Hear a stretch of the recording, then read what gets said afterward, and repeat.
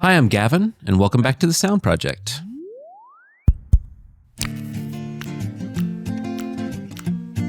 So I get to sit here today with James Good. Thanks for joining us. Thank you. Thank you for having me. Yeah, appreciate you being here. So James is with Vintage King, and we've worked on projects together over the years, and I thought it'd be fun to just talk a little bit about your background, kind of how you got into this, and we'll talk a little bit about the projects as well. But I guess you can start off as early or as late as you want about how you got into this industry. Yeah, it was interesting.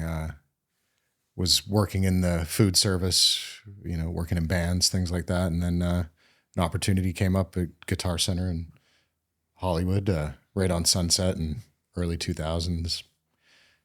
Jumped at it and really never looked back. That was almost 20 years ago. And now I've been at VK 8-9 years.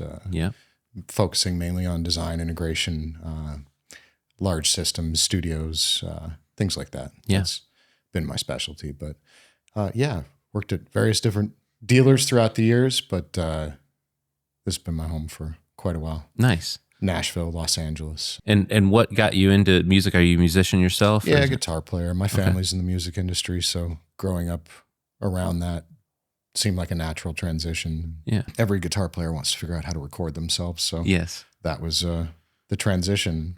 I actually had a mentor back in the day. He was produced a bunch of my uncle's records, and he showed me how to use Pro Tools and get the basic stuff working with tape. And that's how I got into it. That's awesome. Yeah. So with VK, talk a little bit about kind of what you do. I know you do all sorts of projects, but what's your specialty? System design, I'd say. Signal flow. I can take a concept or a facility and outfit it start to finish, really, from cable to computer to console to speakers to wall panels. I mean, the whole thing, really, everything. With partners, obviously, we have a great integration team, but that's my main focus, really. Nice. Signal flow, design, integration. Yeah. And do you gravitate more towards the studio projects? Is that something that you enjoy more than others?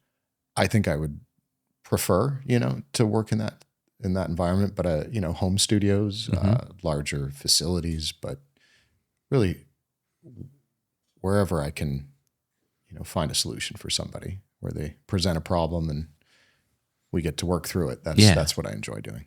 Yeah, we've experienced that just from like the jobs that you've brought us in on. I know that it's great that we don't do system design or any of that sort of thing, but I know that they're going to get taken care of when they're talking to someone like you. So the last one we worked on, obviously Grand Rapids, it was just the right fit. I met the client, the vibe, their vibe, what you bring to the table, it was perfect fit. And,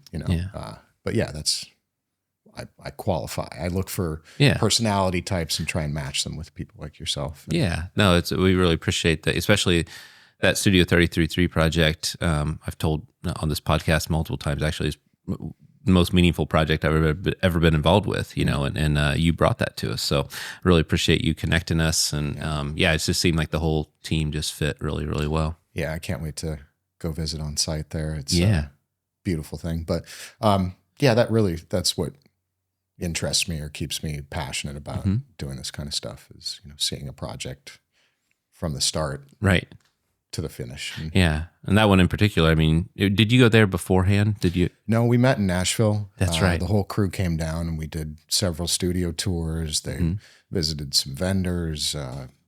It was, a real visit. Got to know them, got to know what they were trying to do, showed them examples of what they could do. Yeah. And then that's how we figured out the end solution for them, and it really worked out. Yeah. Beautiful studio. Yeah, when we went up for the grand opening and we did that video that I sent you. Yeah, I watched that. It was great. And just a special time. It's like all of us really enjoyed being there, and we're going to go up and film the studio tour as well. So it's they're very happy, and obviously just super meaningful project to the whole team over there. It was great to see it from the designs. It actually went from paper to Yeah. reality.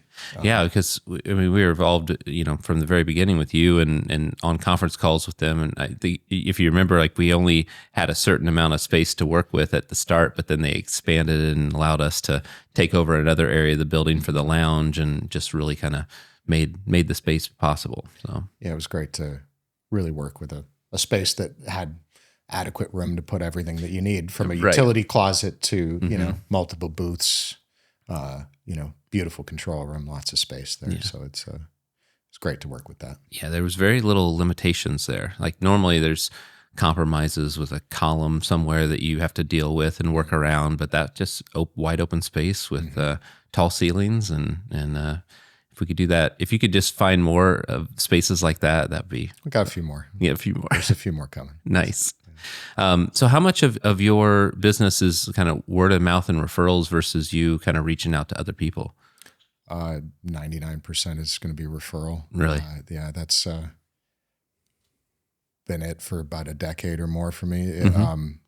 I feel like sometimes I'll meet people or strategically reach out if I appreciate somebody's work or I want to work with them, but mainly it's friends of friends or clients that like working with me and want to bring their friends to the same solution. Yeah. It's that's been it. 99% I'd say is referral. Yeah.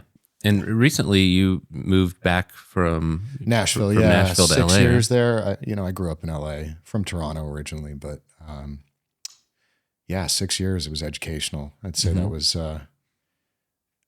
higher education, definitely. Being a part of some great projects, to name a few, Blackbird, Belmont, Ocean Way, some beautiful places that really taught me what you could do with, maximum budget and, creative space and that kind of thing. And,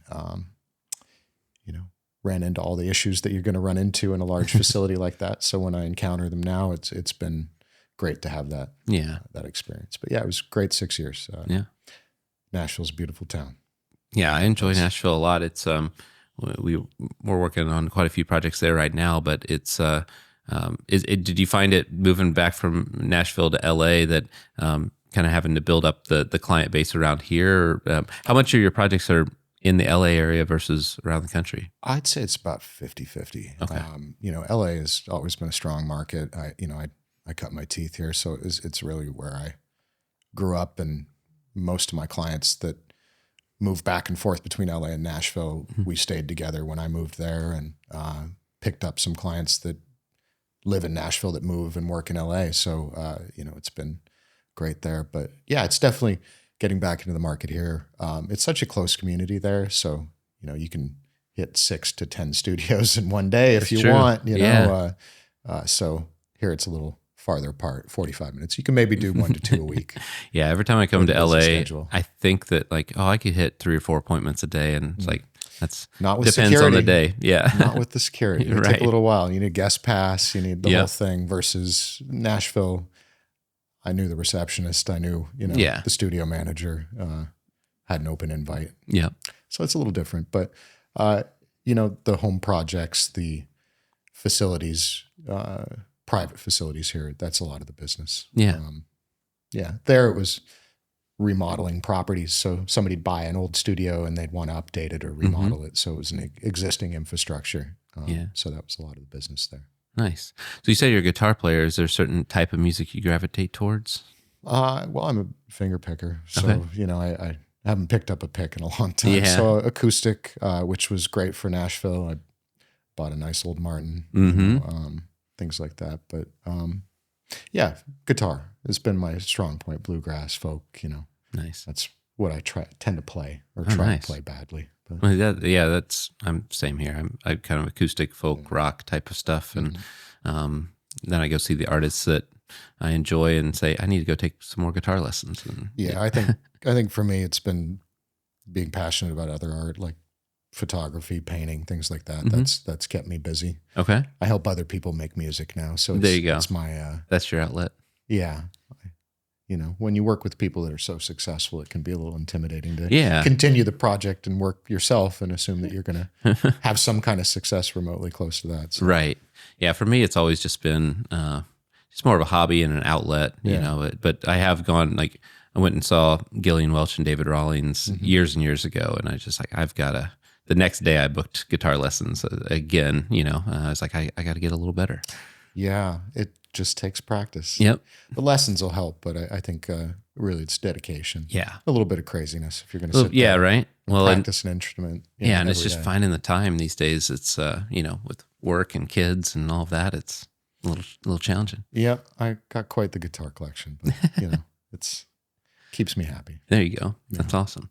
So anything exciting that you're working on right now that you'd want to talk about? Mostly private studios. I mean, without talking about who or what, it's just a really cool project out in Palm Springs we're doing with a nice Origin console, big ATC 110s. It'll be really cool. Nice.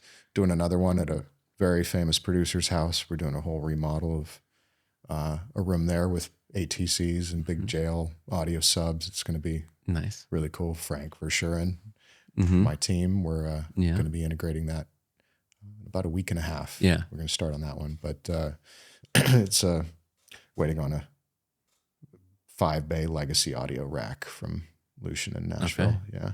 To be finished, but otherwise, it's so many projects that are coming that I don't want to talk about. Yeah, you can't talk about until we got deposits. That's and stuff okay. like that. Yeah, they're on paper. they're on paper. They're Right. drawings, Right. and things like that. But Awesome. construction schedules, as you know, delay things. It And does. I don't know when a lot of those are going to be wrapped up. So Sure. Yeah, it takes a little bit of time. But I'm excited to see all the new stuff at NAMM today. Yeah, that's true. There'll be a lot of people who are kind of sitting around watching, waiting for the right thing to come out. So. Yeah, that's awesome. As far as those projects, when you get involved with them, like, what's your favorite stage of it? Like, what's your favorite part of being a part of a studio project like that? You've bought a building. Yeah. I've just acquired a building. Yes. We need to start talking Mm-hmm. about the space. That's my favorite time. Coming into a shell of a building or a project that they're going to demo and remodel. That's where I like to be involved at that point. Yeah. Other stages are great, but that you can really plan it properly and think about all your experience and what you thought you should have done and things like that. Right. So you can implement it properly. Yeah, we try to get involved as early as possible as consultants, because it's like the further along it goes without our involvement, it's like there's some things like, okay, well, now it's a compromise versus maybe we could have avoided that. And so a lot of times people think like, well, I don't want to bother you until we've got this done or that done. I'm like, call as early as possible. Early and often. Yes. It can help so much in the planning. And then, we can bring the experience to the table that we do and make sure, everything's thought of by qualifying and talking about what you want to do in the end. And that's the important part. So if there's anyone watching that like wants to get a hold of you, like how do they reach out to you? James@vintageking.com. That's easy enough. Yeah. All easy. right. You can get me there. James, thanks so much for being on the podcast. And I know that every time the phone rings, I see the caller ID is James. I know something interesting is going to happen, and you've got a cool project maybe coming our way. So appreciate that and all the involvement in the projects we've been working on together. And just thanks for taking time. Well, thank you for being so responsive. I appreciate you answering all my calls. Yeah, of course. But thank you for having me on the podcast. All right. Now, that's been another episode of the S.O.U.N.D Project. Thanks for being a part of it, and we'll see you next week.